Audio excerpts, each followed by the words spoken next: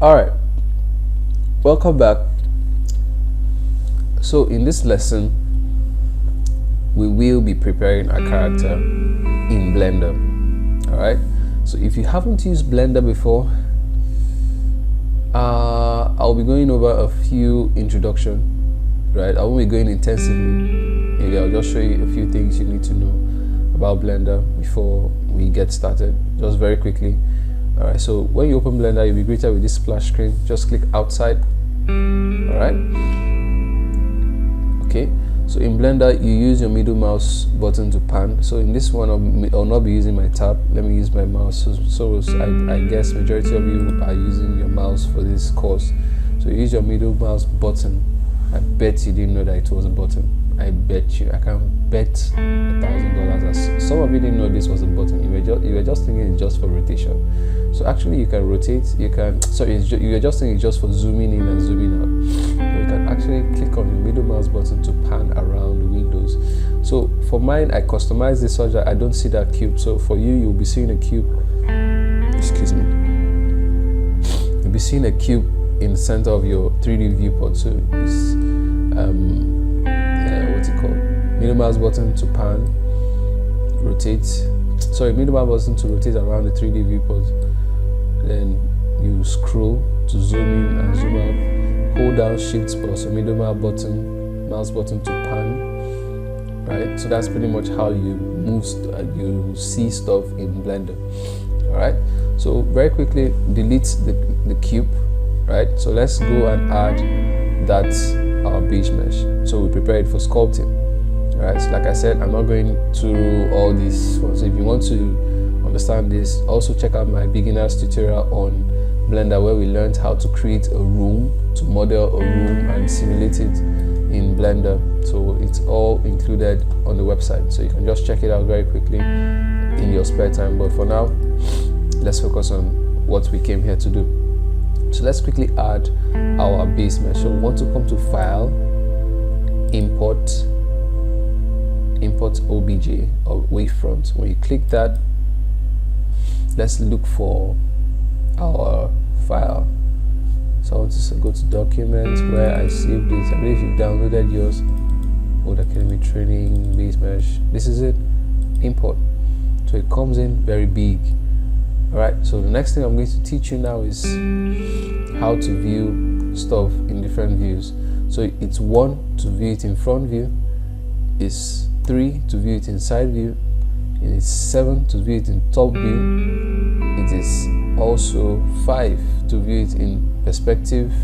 You see them here: perspective, orthographic, perspective, orthographic, perspective.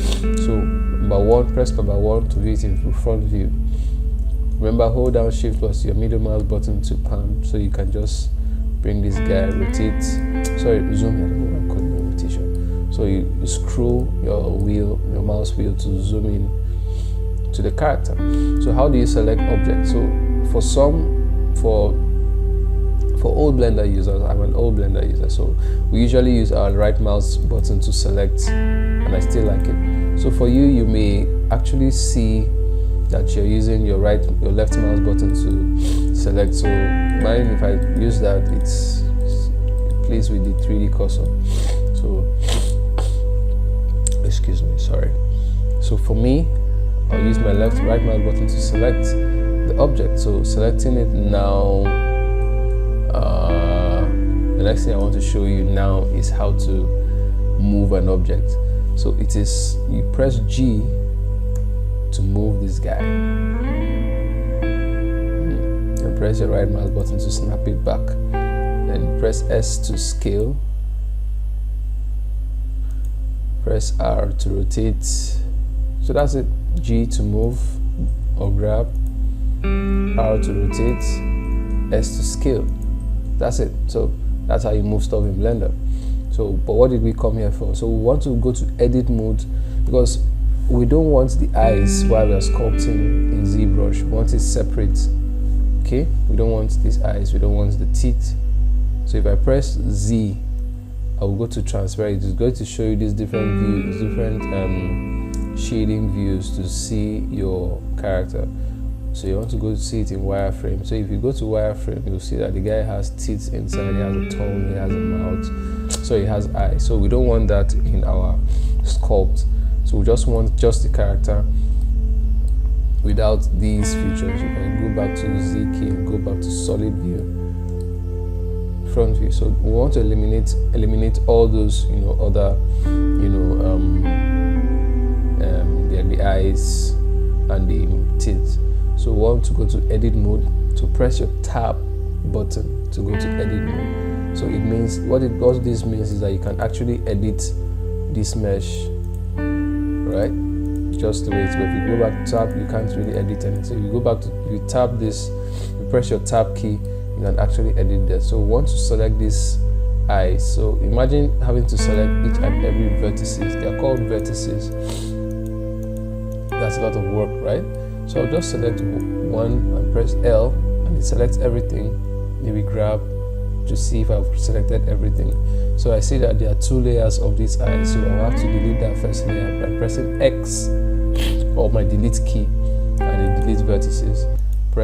Click another vertices or another vert. They're called vertices, right? See them here, you just call vert. So if you click more than one of them, it's called vertices, right? Singular, plural. That's it. So if I press L again, it selects. Oh, that's not what I want. I just want the eye. To see if I've selected everything, I just press G to grab and snap it back by clicking my right mouse button to snap it. Yours can be different. So X, delete that. Do the same thing for the other part. Delete. X, delete. So I've gotten rid of the eyes.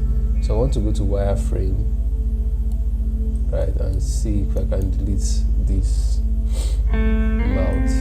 See, yeah, you can do it. To zoom in a bit, zoom in. Remember, zoom in with your sorry, I have cold.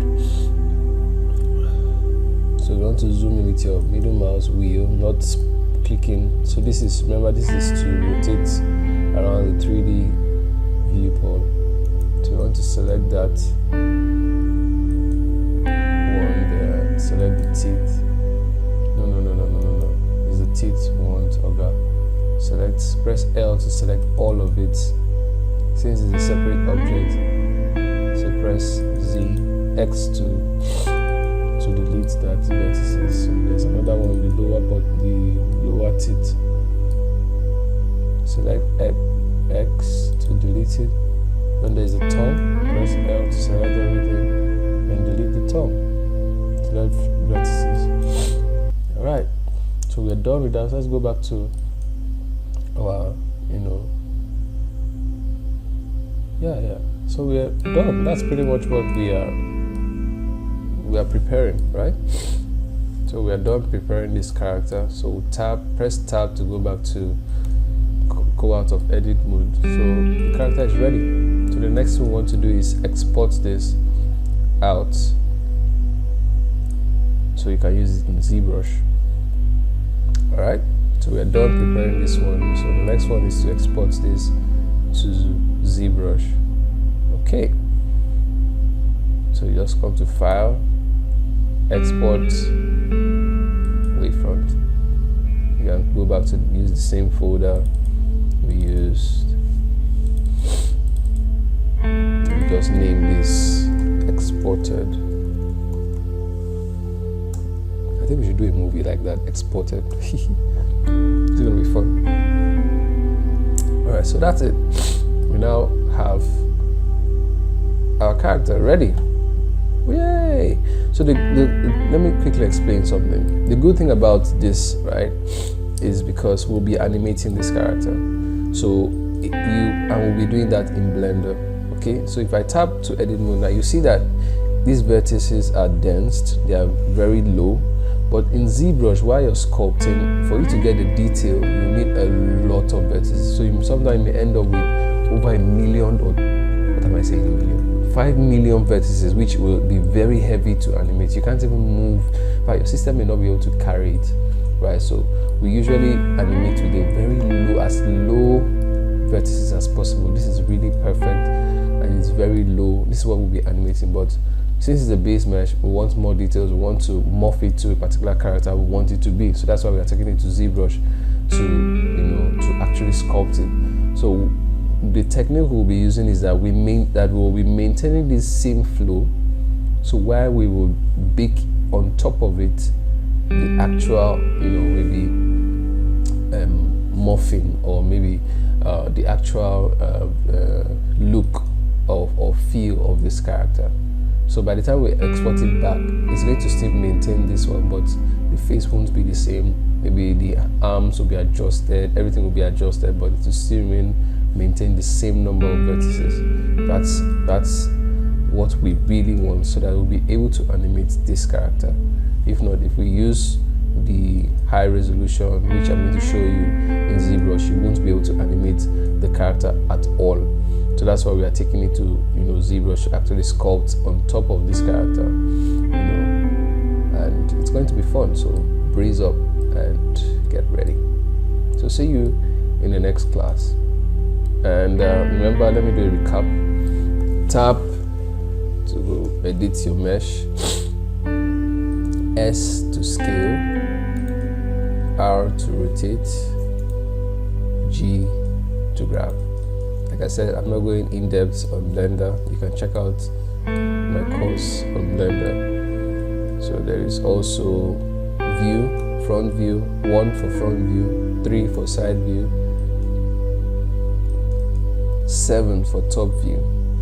So for you to see the opposite of this one view, you hold down Control and press 1. It shows you the back, right?